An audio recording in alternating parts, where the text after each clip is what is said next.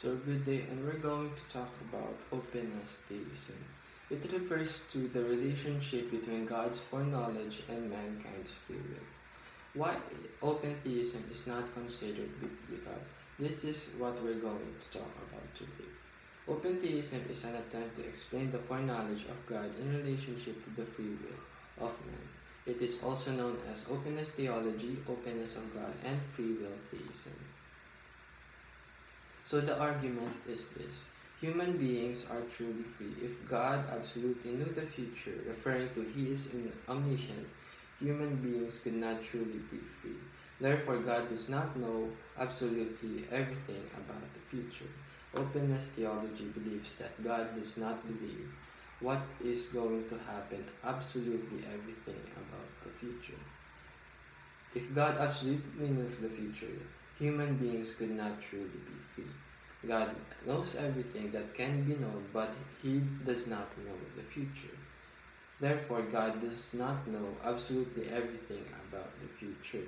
This is the argument of openness theology, which is wrong. Open theism holds that the future is not knowable, not by us and not by God. And the relationship between God's foreknowledge and man's free will cannot be understandable. But openness theology is an explanation that refers to their relationship to each other. There are some scripture and passages about open theism and their basis on their beliefs. An example is this: Genesis 22 verse 12, "And he said, Lay not thine hand upon the lad, neither do thou anything unto him. For now I know that thou fearest God, seeing thou hast not withheld thy son, thine only son, from me." Let's remember the phrase that, "For I know that thou fearest God." So they refer to God knows what our actions and decisions will be.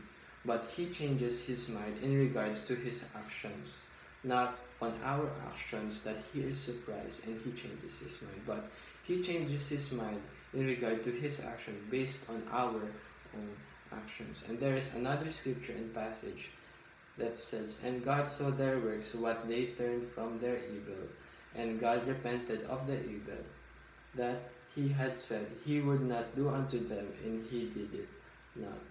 This refers to God's disappointment at the wickedness of humanity, but it does not mean He was not aware it would occur. So there are many statements of openness theology. So after these verses, it only states that God's disappointment at the wickedness of humanity does not mean He was not aware it would occur. He is only disappointed at the wickedness of humanity, and He changes His mind and He is surprised, but it doesn't mean that He is not aware that it would occur. In the light of many other scriptures that declare God's knowledge of the future, this scripture should be understood as God describing Himself in ways that we can understand. We should also know that God is describing Himself that only our capacity and knowledge that our minds can only understand. Ultimately, open theism fails in that it attempts to explain the unexplainable, the relationship between God's foreknowledge and mankind's free will.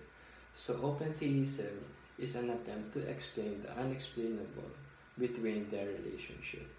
In contradiction to open theism, how could God predict intricate details that the Old Testament about Jesus Christ if He does not know the future? There are some which says that God predicted that Jesus Christ would someday come here at earth.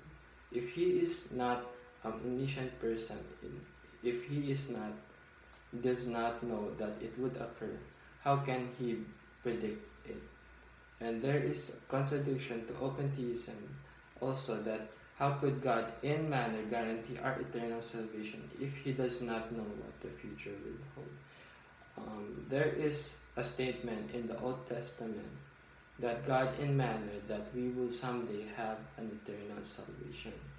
But how does God know if He does not know the future? How does God know what the future holds? just an extreme form of Calvinism in that they make human beings nothing more than pre-programmed robots. Just like God predicted all of our actions and all of our mistakes. That means that we do not have a free will. In order for us to have a free will, we need to have and we need to make our own choices. Not only God, but God knows what our consequences, what are the consequences of our actions will be. So God's open to true omniscience and sovereignty. Open theism should be rejected by the followers of Christ, which is us.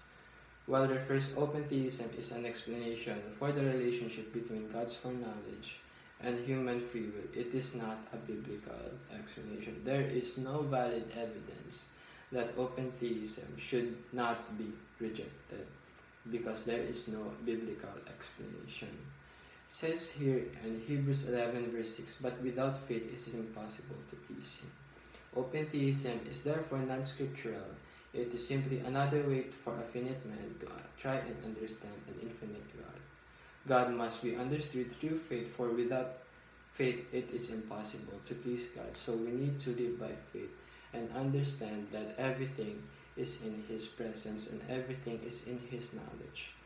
God knows the future, but He does not choose our choices for us. We have the free will to choose whether the right or the wrong. So that is my report for today.